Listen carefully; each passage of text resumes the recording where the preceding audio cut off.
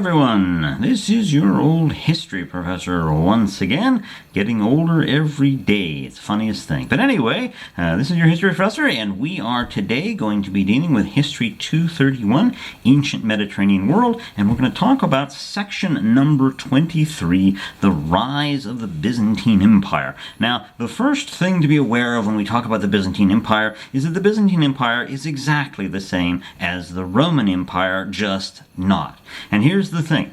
The Byzantine Empire is the eastern half of the Roman Empire, which survived the collapse of Rome itself, the fall of Rome and the collapse of civilization, basically, in Western Europe, leading to the Middle Ages and that interesting topic. So that is something. But the Byzantine Empire is the eastern half, which didn't collapse and is going to last actually for another 1,000 years. Some people have even argued that it lasted all the way to the 20th century in the form of the Tsars of Russia. I'll leave that to other people to figure out. But the point is that the eastern half hung on, and it hung on for quite some time against all odds, and like a cat with 9 lives, it came close to falling many times, but never quite did, until finally the Turks came in with cannons, blew holes in the walls, and it did finally fall. But that took 1,000 years later, and we don't have cannons as far back as we're dealing with in this class. So that is what we see. All right, so when the West falls, it falls hard. And this is an important thing to keep in mind. Some civilizations fall gently and some civilizations collapse completely. The West of the Roman Empire, the western part of the Roman Empire, they had a hard fall. They collapsed. And what really collapsed was not merely the political institutions of the empire, but the social institutions, the administrative institutions also largely collapsed. The one thing that survives, the one thing that does not completely collapse, is the Christian Church, the Western Christian Church, which becomes the Roman Catholic Church, based in Rome with the Pope. That is the one institution of any size that does not go down the tubes there in the West. And so we see some interesting effects of this kind of thing. It's quite fascinating. It doesn't mean everything collapsed. There was still some trade, particularly small luxury goods. Small luxury goods could still be moved around. They're not too heavy. They don't take up too much room. But if you're talking about tons and tons of wheat, for example, that's not going to happen. You don't have the institutions to move that much bulk material in this time. So that was something, and what that meant was a lot of the things you needed to supply yourself. You needed to be self-sufficient. And so different parts of Western Europe, little areas, increasingly became totally self-sufficient. They produced their own food, their own equipment, their own stuff. All right, and they didn't have a lot of trade except for those nifty luxury goods, which you wouldn't necessarily be able to produce or want to produce locally. And so there is some trade, all right, there's some trade, but not a lot. Another thing that happens is cities shrink, and this is an important thing to keep in mind. Periods of collapse often lead to cities collapsing, urban collapse. I'll give you some numbers here, all right? In 400 AD, the population of Rome was about 100,000 people, 100,000 people. In the time of Augustus, who started the whole Roman Empire off, it had been 1 million. So the Roman Empire comes down by 90% by 400 AD, but it just gets worse. By 500 AD, it's 30 or 40,000 people. So Rome shrinks. All right, Rome shrinks. And Rome is the central city of the West, and it shrinks dramatically here. All right? Now, most people are culturally, by this point, Roman. Whatever that means, Roman. Romanization. Okay, this making people around you like you culturally and that sort of thing had been going on for some time here. All right, and a lot of cases, well, people were driven off their land and this kind of things but we also have cases of Roman landowners hanging on. And this is another important point. These villas that wealthy Roman aristocrats had established even centuries earlier, okay, these villas, these country estates, turned out to be a survival advantage because they are increasingly self-sufficient. So some people were driven off their estates. The Vandals were notorious for doing this, confiscating people's property. But other people just hung on, and these people become medieval lords. This is where your medieval castles will ultimately start coming from, is these old Roman elites who hung on to their land and, of course, became increasingly self-sufficient. So that's important.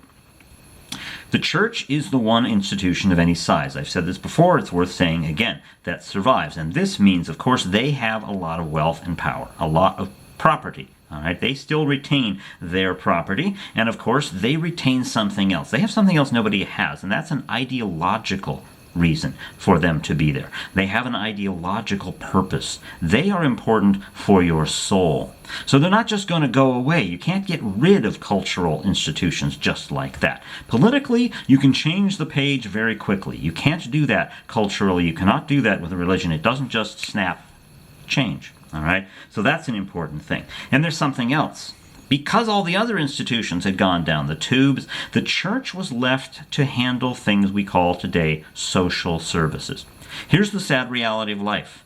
There's a certain fraction of any large population of people who are going to have bad luck, whose lives are going to be hard. They're going to suffer. They're going to need help. Right now, here in the United States and worldwide, we have this horrible, nasty coronavirus thing breaking out. And guess what? Lots of people who are vulnerable and need help are suffering.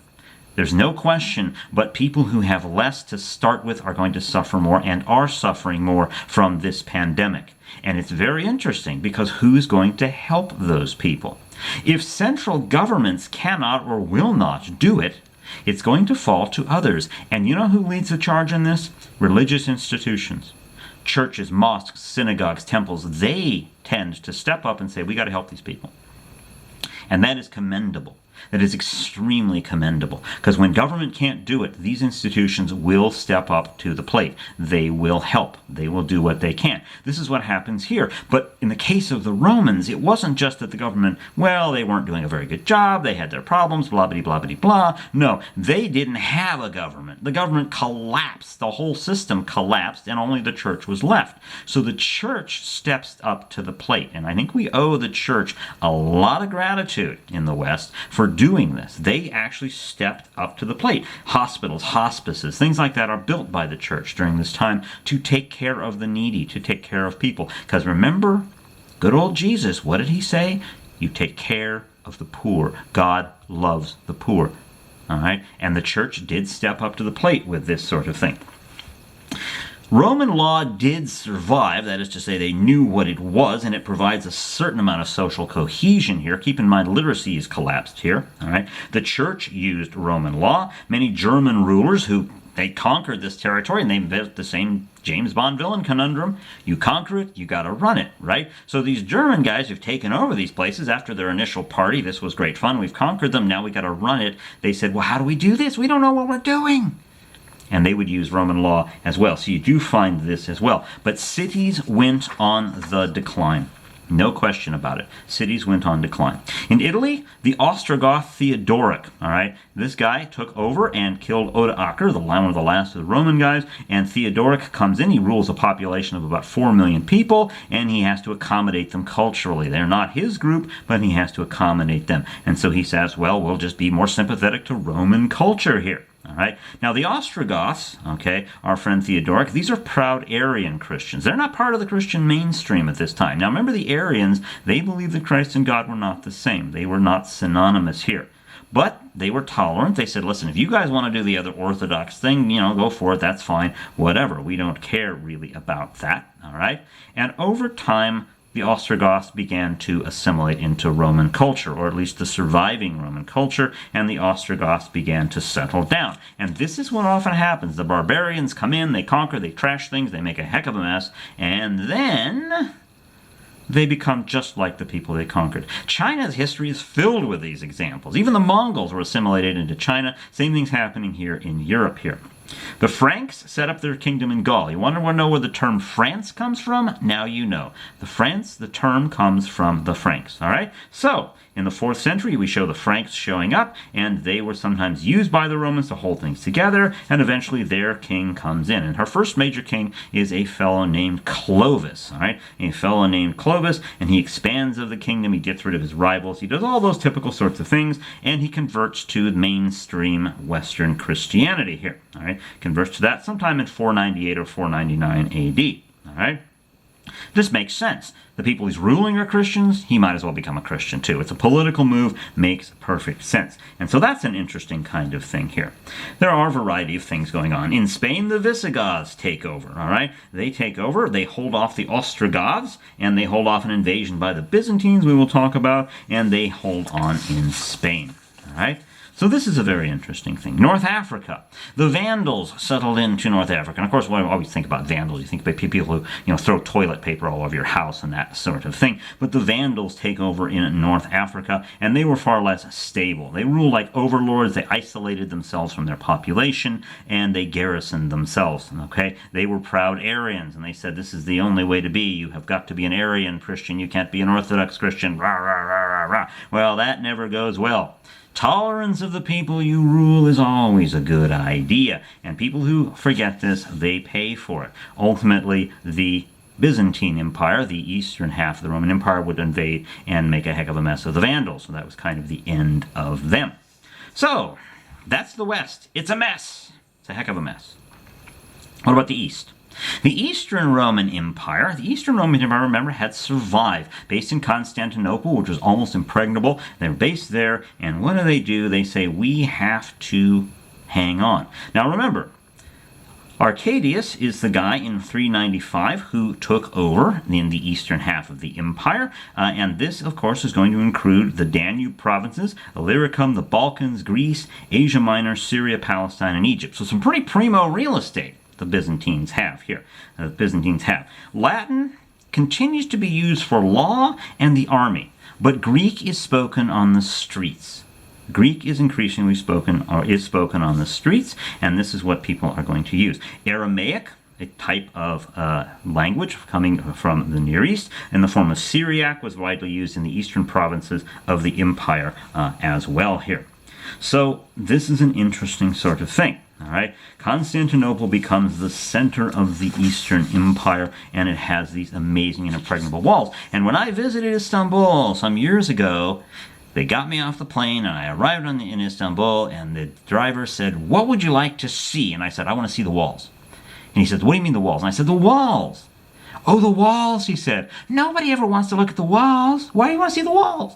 And I said, because they are really important and really cool. And I want to take a picture of me standing by the walls. And I'll have to dig it up and show it to you guys sometimes. So this is what I wanted to see, and this is what he took and showed me, and it was really, really cool. These walls held up. They lasted for a very, very, very long time. And the guy who put those up, was Theodosius II. Not the guy with a star, but this other guy who ruled from 408 to 450. And that turns Constantinople into a fortress that became impregnable for 1,000 years. So this is a big deal here. This is a big deal. Now, how does the emperor justify his rule in the East? Well, it was an idea of Christian kingship that goes all the way back to our friend Eusebius, way back there, and you'll see it for the dates here, 263 to 339. So he's all long gone by now, but his idea of a Christian king ruling over the Roman Empire in the name of Christ, in the name of God, this is something that they picked up on in the East. Okay, they adopted this here. The emperor is God's representative on earth. So if you disobey the emperor, you are disobeying God, and you'd better not do that, all right? And so this was the idea. God regulates the cosmic order, the stars, and all that stuff, and the emperor regulates the human order, the social order on earth. This was the ideology that they had in the Eastern Empire here. And this becomes a central feature of Orthodox Christianity, which is not going to be present in the West, because the West, remember, it all fell apart, and all that was left was the church, and the church does not have an emperor anymore. So that is going to be an important thing to keep in mind. So it's a very politicized church going on there in the East, a very politicized church going on in the East, based in Constantinople, all right, based in Constantinople. So this is an interesting kind of thing. Now, there were a number of issues that they had to deal with. Number one was, how do you make this work and how do you pay for it? So, for example, you have to figure out how to get this empire to run. And it was pretty wealthy. The Byzantine Empire is remembered as being this wealthy, almost opulent place, almost decadent sometimes. The term Byzantine, you talk about Byzantine politics, there's an implication that it is decadent and this kind of thing. So that's an important sort of thing as well. And when you had a good emperor, someone who really knew how to run the economy well, not overtax, not undertax, make it work, they had a lot of money here. Let me give you some numbers here, all right?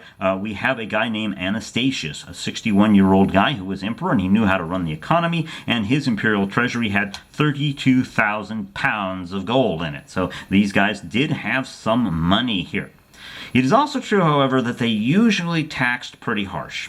and they usually tax the poor. This is a problem with tax systems. It's something we see even in the Western world, the United States today. Unfair taxation where the rich don't pay very much and the poor pay a lot. Well, it was a lot worse back then than it is now. Our tax system was actually pretty enlightened compared to these guys, as messed up as ours may be. All right, and so the poor took it on the chin. The rich often evaded taxes. They did not have to pay that much tax, which causes other problems. Invariably causes other problems here. All right, so the peasants are paying for most everything, and the wealthy are doing really, really well. But the system did work.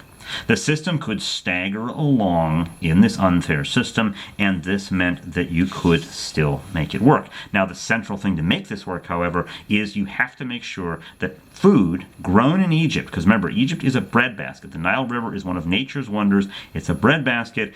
That food had to get to Constantinople to keep Constantinople fed. It was the same problem the Romans had had earlier. Now they have it in Constantinople. You've got to keep it fed.